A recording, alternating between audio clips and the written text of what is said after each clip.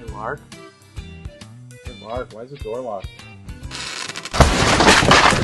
Hey, buddy. I kind of forgot what you wanted to watch, so I brought a bunch of other stuff, from my old collection. It's not really high-quality cinema. Here's Meet the Feebles. It might be related to something we could do. I also got Fritz the Kid.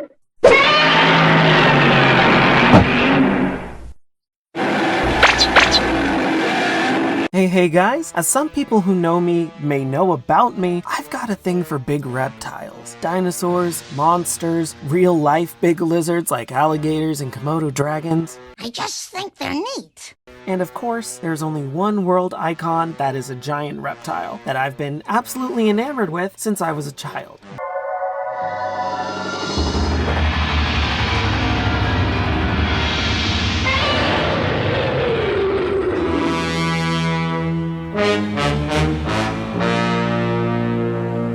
Godzilla. I am a slut for the big G. Godzilla is the first franchise I ever got into, and one I still try to keep up with to this day. Godzilla was my Halloween costume a lot when I was a toddler. Back at my parents' place, I actually have an entire collection of different kinds of collectibles and posters that I've collected for over a decade. I don't really have room for them where I currently am, but maybe sometime in the future. Getting back on track, today is Godzilla's 67th anniversary, and I wanted to put together a kind of complete series review for him. So we're essentially going to do quick reviews of all of the movies, all 37 of them. There's quite a lot to get through, and at the end I'll throw up some final stats for the big guy. So let's start this anniversary off right. Also keep in mind I'm only going to go over the films. Cartoon series, video games, and other media are off the shelves right now. There's just way too much to cover, and I can't. Guys, come on. I like personal time too. Anyway, with that said, let's dive on into it.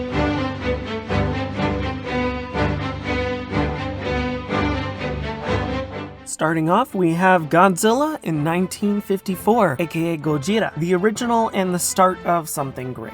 Gojira began as a stark, serious monster flick directed after World War II, where the big bad himself is supposed to represent the two nukes dropped on Hiroshima and Nagasaki. Godzilla is notably brutal in this version, killing and destroying for no other reason than to destroy. But due to its popularity, Gojira was recut and translated for a US release, this time titled Godzilla, King of the Monsters, with new footage as well as more disturbing shots edited out, such as horrified onlookers as Godzilla destroys a train, and a notable scene where a woman tries in vain to protect her child. Overall, it's pretty brutal but astounding, especially for historic context. This is definitely the start of something great. After that, we have the second movie, Godzilla Raids Again in 1955. This features the first appearance of the ankylosaur-like Anguirus. Godzilla is seen fighting with Anguirus, and it's confirmed that they are beasts that lived millennia ago, reawoken by the hydrogen bomb tests. So the humans set about destroying Godzilla and Anguirus once again. Godzilla's campy nature hadn't been fully adopted quite yet, so he was still more of a beast and analogous for nuclear war. He ended up taking several human lives this time, and it ended kinda stupidly with him being buried in an avalanche 3 different times. It was still popular, so the franchise was able to keep going.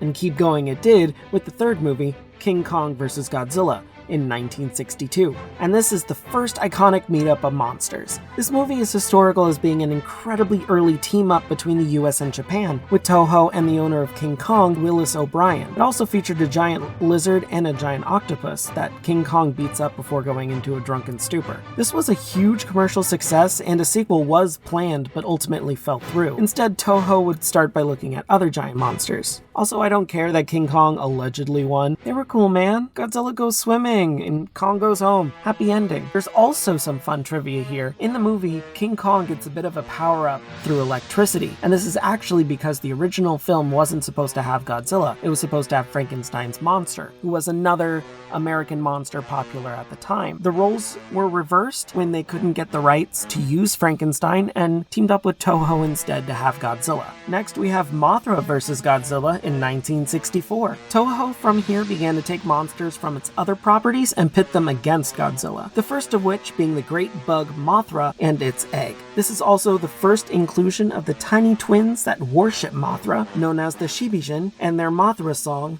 which is stuck in my head on a constant loop at any given time. Here it is from a different movie, but it's in better quality.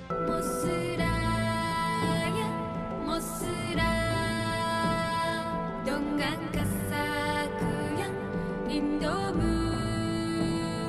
ルストビナードハンバハンバムやランダバウラダントンジュカナカサクヤMothra has never been much of a villain monster, instead steering Godzilla away and trying to prevent its destruction. Eventually, its eggs hatch and take care of the beast before swimming home in a strangely iconic ending for such an early film. After that, we have GHIDORA, the three-headed monster, in 1964. The first incarnation of the great beast, King Ghidorah, is kind of like the first Avengers film for Godzilla, featuring the team-up of Godzilla, Mothra, who's still larva, and Rodan, the pterodactyl-like monster from another Toho property, to fight the three-headed, two-tailed GHIDORA, who is revealed to be an alien monster that apparently destroyed the civilization on Venus in a day and can spit gravity beams. Yeah, those are gravity beams. They look like electricity, but they're gravity somehow. This is where things get a bit more campy, but it keeps its political-focused human story. One thing you'll notice with these films is Japan typically focuses on the human side of things, following politics and the system and how they get together to fight these monsters, while the US focuses on the big monster fights. This is also the first movie to show that Godzilla can talk, with him having a conversation with Rodan and Mothra, translated to the onlooking humans by the tiny twins, the Shobijin. After that, we have the invasion of Astro Monster in 1965, or Godzilla vs. Monster Zero. Getting a bit more campy, Ghidorah was absurdly popular after the last flick, so it was brought back almost immediately. This was an incredibly odd one, involving Godzilla going to space as a new alien race asked Japan to let them take Godzilla and Rodan to a new planet, Planet X, and defeat Ghidorah, who apparently was destroying the place. Turns out, oh no! Aliens are evil and literally mind control Godzilla, Rodan, and Ghidorah, and send all three to Earth to take over the planet. By all means, it is a science fiction classic and a historical piece, even if it is rather silly. I mean, Godzilla does a victory dance in space, and it's adorable! Look at this!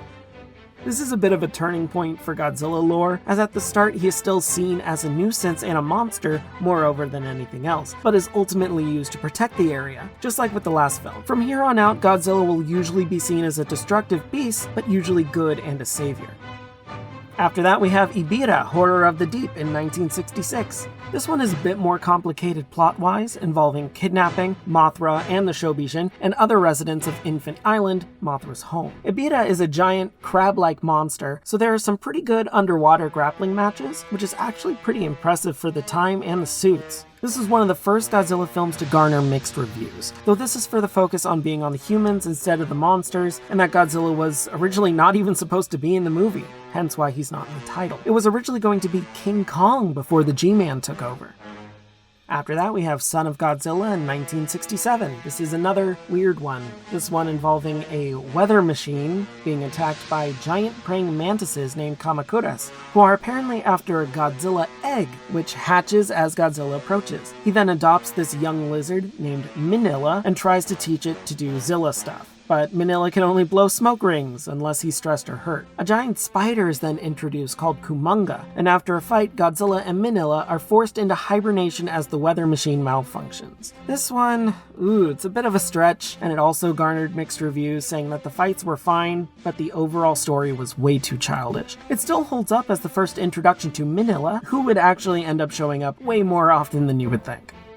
In 1968, we had Destroy All Monsters. This can be called the Age of Ultron of Godzilla films, since it brings together even more monsters than ever before with Godzilla, Minilla, Mothra, still a larva for some reason, Rodan, Gorosaurus, who's a big dino guy, he was actually in a King Kong movie before this one, Anguirus, and Kumonga, for some reason, all teaming up to defeat the new aliens and Ghidorah once again. It also has the first appearance of Monster Island, though at this point it is called Monster Land instead. This was a huge success, and that climax is just so much fun to watch. Today, it's still a big focus on the humans, but it's way more balanced here. Just a lot of fun. Then we have All Monsters Attack in 1969, aka Godzilla's Revenge. And this one is a mess. This isn't even a true Godzilla movie, as all the action is a dream sequence for some kid doing a weird Japanese version of Home Alone, i.e. dealing with robbers and setting traps and whatnot. The only real big deal here is the inclusion of Manila, once again, who now can change sizes and actually talk because, hey, it's a dream, I guess. Oh, and that thing is an ogre named Gabara. Also Godzilla being best dad, Big Zilla's big daddy. Next we have Godzilla vs. GHIDORA in 1971, also known as Godzilla vs. the Smog Monster. This one had problems. They were trying to go for an environmental image here, with the big bad GHIDORA being an alien that fed off of pollution and was impossible to kill at first. It ends with Godzilla drying him out into dust and then walking off into the ocean before glaring at the last vestiges of humanity menacingly as a warning. It was weird, but not horrible, and had this incredibly bizarre scene.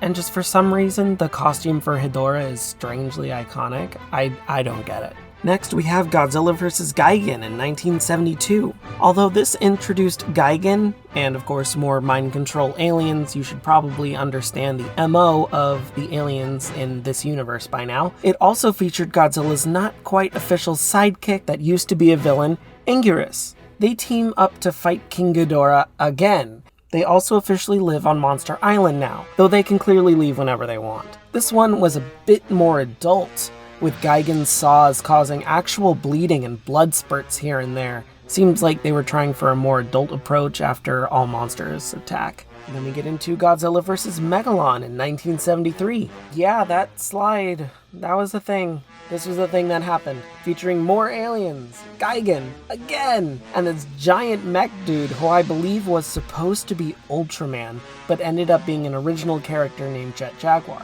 This one's absolutely bonkers and just really bizarre. Aside from that sliding scene and a later handshake after the battle was over, it did, however, bring back the point of nuclear weapons, with the main antagonist of Seatopia, weird name, being affected by nuclear tests on the surface and sicking their weird beetle god on the surface realm. And then we have the introduction of our first big mech, Godzilla vs. MECHAGODZILLA in 1974. This one is aliens again, but this time they're not trying to mind control anything, instead trying to impersonate Godzilla with a giant robot version of himself and lay waste to the earth. And this is the first iteration of MECHAGODZILLA, at least. He shows up several times. We also get to see the newcomer King Caesar, who fights alongside Godzilla. Then we have a direct continuation with Terror of MECHAGODZILLA in 1975. This involves a mad scientist teaming up with the aliens from before and his creation, a giant dinosaur-like beast named Titanosaur, and the new model of mech, MECHAGODZILLA 2. There's more fighting, more espionage, and more explosions and just weird silliness that doesn't really fit. This is the worst Godzilla movie by numbers, making the least amount of money and getting the worst critical reception of all the movies in the franchise. It would ultimately kill the series for the next 9 years and end the first era of Godzilla films. That is until 1984, with The Return of Godzilla, also known as Godzilla 1984. This was the start of the second era of Godzilla movies, officially standing as both a sequel and a reboot to the original 1954 flick 30 years prior. Once again, Godzilla is a true monster focused on destruction and domination as it destroys Tokyo once more before being lured and trapped in a volcano. The reception this time was much better in Japan than in America, leading to another re-edit and release there, but that didn't stop it from being a successful reboot into the franchise. Also, it introduced the first look at Shockirus, a giant mutated sea louse that kills by sucking people dry of their body fluids. It's just as weird as it sounds. Then we have fan favorite Godzilla vs. BIOLLANTE in 1989. This is a very weird one plot-wise, involving a dead child merging with a rose-like plant and Godzilla's cells to become a giant plant monster with different phases, starting as a small plant monster, a giant rose thing, and then a sudden Audrey 2-esque creature, and then a space rose for a moment, a psychic girl that can lure Godzilla, and all sorts of weird stuff. This is because the script was part of a public contest and written to still capture the anti-nuclear tendency. It would also be the first time the trend of turning the antagonist into beasts that consistently transform into stronger forms was implemented. It would get decent results and be a success in the box office, but not as much as Toho was hoping for, putting the franchise on hold for another 2 years and bringing back a certain dragon that we all know and love. With Godzilla vs. King Ghidorah in 1991, again with confusing plotlines, this one involving humans from 2204 that travel back in time to erase Godzilla from existence, going back to when he was a dinosaur and moving him from the island where the hydrogen bomb test took place. But of course, it's a trap, leaving behind 3 small creatures to be subjected to the radiation themselves and turn into King Ghidorah to destroy Japan. This film actually has some controversy when it debuted, mainly to do with how it depicted its fictional version of World War II. It was still a success and would keep with the flow of reintroducing classic Godzilla monsters. Also, Mecha King Ghidorah's first appearance. He's not a real robot, he's actually a cyborg sent back in time from 2204, made from Ghidorah's comatose body. And with that, we are halfway through these movies. Oh my god, there's still so much to go. Number 19, Godzilla vs. Mothra in 1992, not to be confused with Mothra vs. Godzilla from before. This is a direct sequel to the last one, this time starring everyone's favorite Moth with a theme song and delving deeper into her lore while changing a little bit. She still lives on Infant Island, but the tiny twins are renamed from the Shibijin to the Cosmos. This features Godzilla as more as a secondary antagonist as Mothra and newcomer Batra battle for the Earth. Eventually, Batra and Godzilla are defeated, and Mothra uses magic, oddly enough, to seal him away and flies off into space with the Cosmos. This is the highest grossing Toho Godzilla film to date, and the only film to beat it at the time when it released was Jurassic Park in 1993. Then we have Godzilla vs. MECHAGODZILLA 2 in 1993, another direct sequel. This one involves a new Godzilla fighting team using Mecha King Ghidorah's head to create MECHAGODZILLA. I'm seeing parallels here. After finding a baby Godzilla egg and a Rodan fight for good measure, it turns out Godzilla is linked to baby Godzilla somehow, and they have to trick him into fighting MECHAGODZILLA. You know, until Godzilla wins, and MECHAGODZILLA must merge with the warship to become Super MECHAGODZILLA. This movie specifically is marveled for its action sequences and behind-the-scenes content featuring multiple puppets, rigging, special effects wizardry. It's all really cool to see how it worked back then.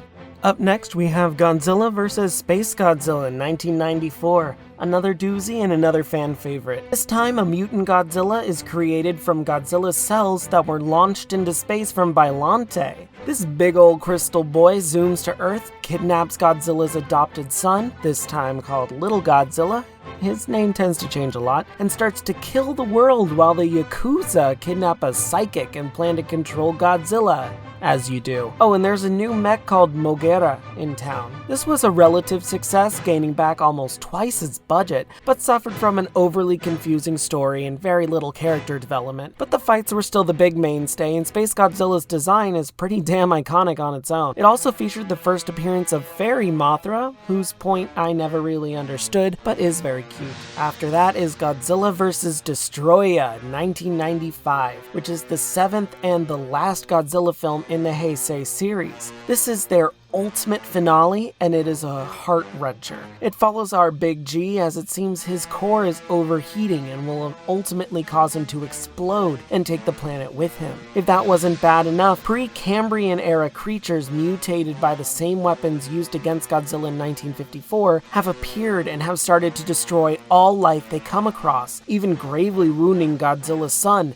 now called Godzilla Jr., and being a little bit older, presumably killing him. In the end, Godzilla ultimately dies in a horrific and tragic way, literally melting away on screen. It seems he left Tokyo an irradiated wasteland until the radiation seems to fade away and a roar fills the screen as Godzilla Jr., now fully grown and resembling his adopted father, becomes the new Godzilla. I legit cried when I watched this film. As did plenty of other fans apparently. It was an absolute end of an era, and yeah, very heart-wrenching. Then we have the movie everybody hates, Godzilla in 1998. America decided to try its hand at making the big boy bad again, with Matthew... That's a lot of fish.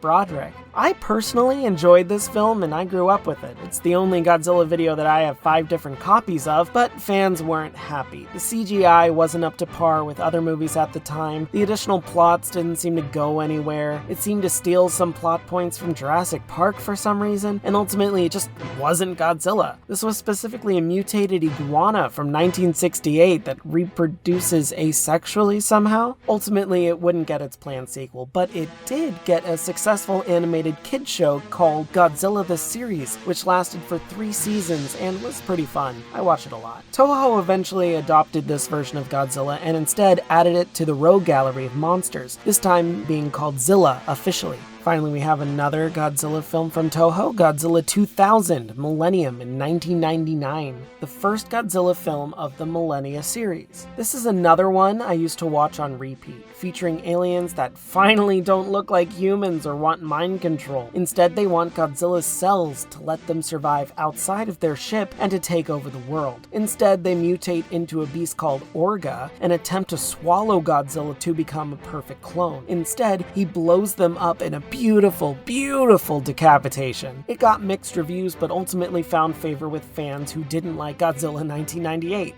I absolutely enjoyed this one, though, so I have no idea what the fans who didn't. I don't know what their problem is.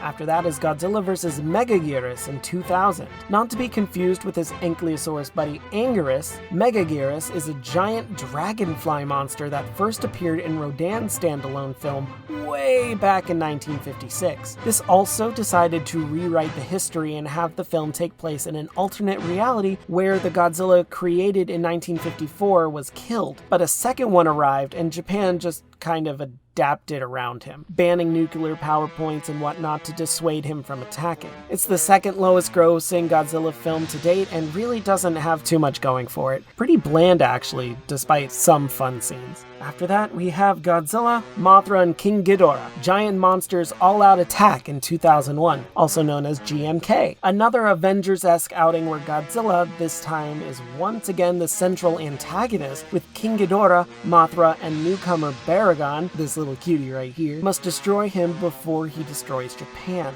In another really odd scene, Godzilla loses and disintegrates, but his heart remains alive and beating on the ocean floor. This was an ultimate success and is a clear fan favorite. The effects and music are just amazing, and the work on the suits is really cool too. You get to see Godzilla change facial expressions and blink and everything. It was really revolutionary for the time. After that, we have Godzilla against Mechagodzilla in 2002.